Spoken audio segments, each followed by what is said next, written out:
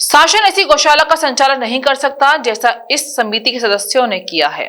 शिवपुरी जिले के कन्याधाना जनपद में आने वाली पंचायत बामोर कला में स्थित मां बंगला वाली गौशाला जिले की एक ऐसी गौशाला है जिसे जिले की नंबर 1 गौशाला का दर्जा प्राप्त है।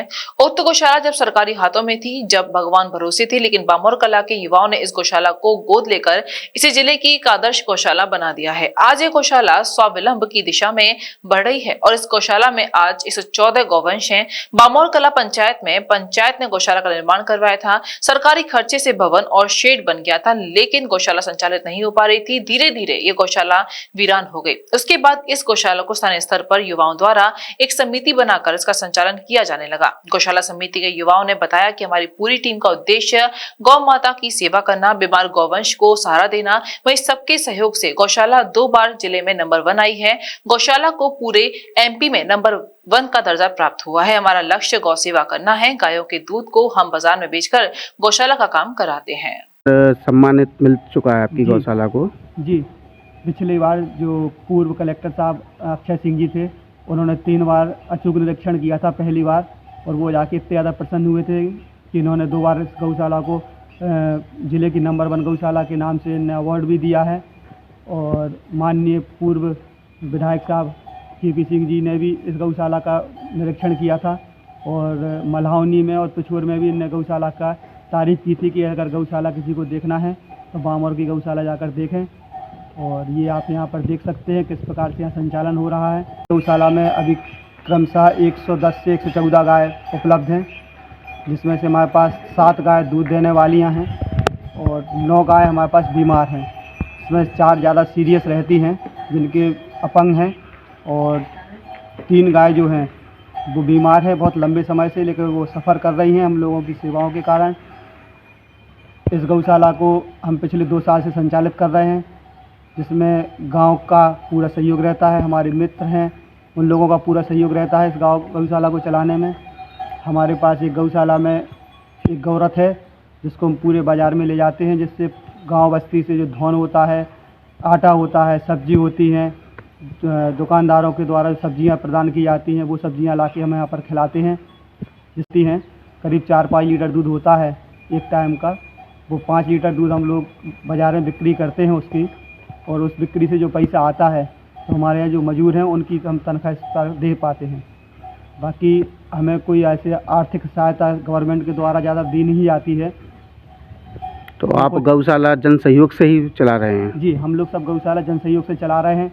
भूसा के टाइम पर हम सभी मित्र लोग और कुछ गांव बस्ती से रुपए इकट्ठा कर लेते हैं।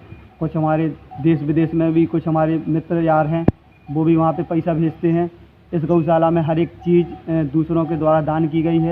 ये मां बंगला वाली गौशाला जो है, ये युवाओं द्वारा जीव सेवा का एक अनूठा उदाहरण है, इस क्षेत्र के लिए भी और इस समाज के लिए भी। किस प्रकार युवा यदि ठान ले तो वो कुछ भी कर सकता है। तो मैं आपके चैनल के माध्यम से यही कहना चाहूँगा, युवाओं से अनुरोध करना चाहूँगा कि जीव सेवा के क्षेत्र में कार्य करें।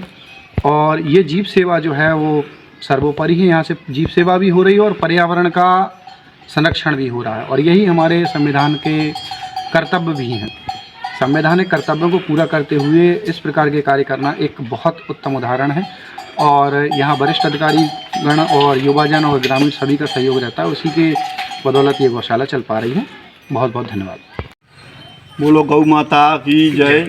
आज बामोर कला में आज गौशाला चल रही है। उस गौशाला में कुछ ऐसी स्थितियां हैं कि मतलब अच्छी स्थिति बनती जा रही है। जैसे कि अभी कुछ माताजी द्वारा कुछ गाँवों के लिए दिया गया था इसमें कि आप गायों को रखें, इसका दूध बेचें और बेच कर के इसके लिए आप गौशाला के लिए आगे बढ़ाएं।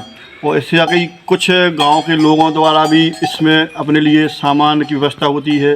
जैसे दीपावली पे कुछ पुताई का सामान मिल जाता है और पैसे भी देते हैं सब लोग, 12 लोग हैं। और बामोर कला गौशाला जो है वो बहुत ही विकसित और अच्छी तरह से चल रही है। सभी लोगों का सहयोग बना रहे, इसी प्रकार से गौशाला चलती रहे। तो सर, ये मां बंगला वाली गौशाला में आपके पुलिस विभाग के द्वारा ये शेड बनाया गया है, तो इसमें क्या उद्देश्य रहा है पुलिस का? इसके पीछे क्या वजह रहेगी इस प्रकार का गौशाला में पुलिस सहयोग कर रही है और ये वार्ड भी बना रही है? देखिए, इसके 2 उद्देश्य हैं। एक तो चूँकि इस गौशाला से बामोर कला क्षेत्र के सभी लोग ज़्यादातर जुड़े हुए हैं, तो एक जब हम इससे जुड़ते हैं, प्रशासन जुड़ता है, पुलिस जुड़ती है, तो एक सभी लोगों का पता भी चल जाता है कि क्षेत्र में क्या समस्याएं हैं जो पुलिस को लेकर हैं, तो वो भी एक पता चलता रहता है। और एक ये अच्छा काम है, जीव सेवा है, पशु सेवा है, अच्छा कार्य है।